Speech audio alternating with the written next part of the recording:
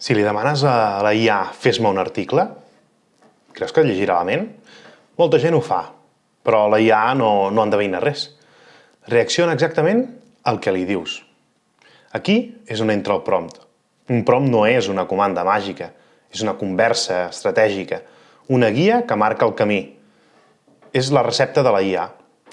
Mira la diferència entre el primer prompt, escriu un post per Instagram, i el segon, actua com un copywriter expert en Instagram. Escriu un post curt, on to casual, sobre per què les automatitzacions no són de ser mandrós, amb una crida a l'acció final.